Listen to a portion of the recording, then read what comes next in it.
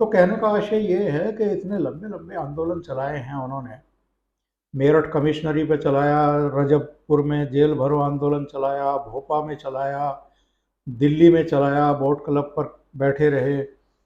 इतने लंबे लंबे आंदोलन, लाखों लाखों किसानों की भीड़, और केवल पश्चिमी उत्तर प्रदेश या उत्तर प्रदेश के लोगों की भीड़ नहीं थी वो। पंजाब से भी आते थे, हरियाणा से भी आते थे, कर्नाटक से भी आते थे, उड़ीसा से भी आते थे। अलग अलग स्टेट से जो है उस समय किसान जुटते थे।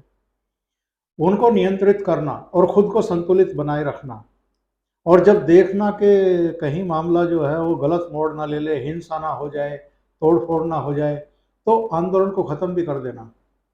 मतलब एक बहुत ही सेंसिटिविटी उनके भीतर थी। और बाद में जो जैसे घर का एक समझदार मुखिया होता है, वैसे ही गुण उनमें देखने को मिलते थे। आपने जब वो मेरठ आए, कमिश्नरी पर धरना दिया, और वो सबसे ऐतिहासिक एक आंदोलन उनका माना जाता है, तो उस वक्त की कुछ सीन बताइएगा कि कैसा दृश्य था उस समय, शहर की फिजा कैसी थी। और वहाँ मुझे लगता है, शायद जितना मैंने पढ़ा, मैं तो उस समय छोटा बच्चा था, तो उस समय शायद 4 या 5 किसान वहाँ पर शहीद हो गए थे, उनका अंतिम संस्कार भी यहीं पर हुआ। एक्चुअल में कड़ाके की ठंड पड़ रही थी, और किसान हालांकि अपने खेत पर भी काम करता ही है, रात को पानी भी देने के लिए जाता है, और तमाम तरह की जो विपरीत परिस्थितियां होती हैं मौसम की, वो सारी मार भी अपने ऊपर सहता है। लेकिन खुले आसमान के नीचे और कड़कड़ाती हुई ठंड, और उसी दौरान जो है मेरठ में दंगा भी होकर के निपटा था। तो मेरठ में बड़ा टेंस माहौल था, और दो जगह पे इन्होंने अपने जमावड़े किए थे।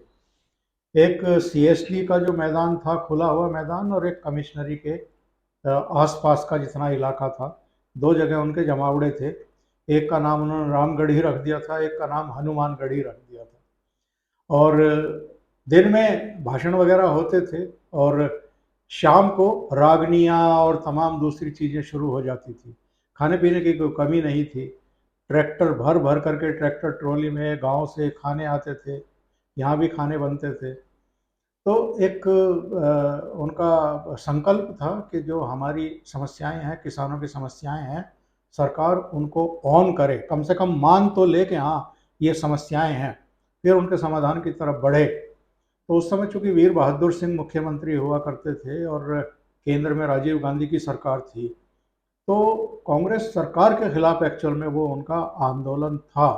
और ठीक है कि 3-4 किसानों की शहादत उस समय हुई थी, किसानों में गुस्सा भी था, नाराजगी भी थी, लेकिन वो गलत तरीके से, गलत दिशा में कभी नहीं मुड़े कि हमें कोई तोड़ फोड़ कर देनी है, जाम कर देना है।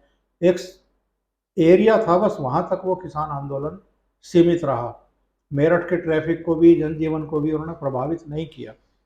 और मुझे याद है, चौधरी चरण सिंह की धर्मपत्नी गायत्री देवी और विश्वनाथ प्रताप सिंह और कुछ दूसरे नेता, खुद अजीत सिंह भी आए थे, और वो मंच पर जाने की कोशिश कर रहे थे। तो महेंद्र सिंह टिकैत ने उनको मंच पर भी नहीं जाने दिया था। मेरे कहने का आशय ये है कि केंद्र में कांग्रेस की सरकार, राज्य में कांग्रेस की सरकार, विश्वनाथ प्रताप सिंह हों, अजीत सिंह हों, दूसरे नेता हों, जो कांग्रेस की मुखालफत कर रहे थे और विपक्ष की राजनीति कर रहे थे, उन विपक्ष के नेताओं को भी उन्होंने अपने आंदोलन को, अपने संगठन को, और जो लाखों की किसानों की भीड़ यहाँ मौजूद थी, उनको इस्तेमाल नहीं करने दिया। चरण सिंह की पत्नी को भी हाथ जोड़ करके वापस भेज दिया कि आप, हम आपका बहुत सम्मान करते हैं, आप चौधरी साहब की धर्म पत्नी हैं, पर माफ़ी चाहेंगे। तो ये गुण आज के नेताओं में देखने को नहीं मिलते हैं जो महेंद्र सिंह टिकैत में थे।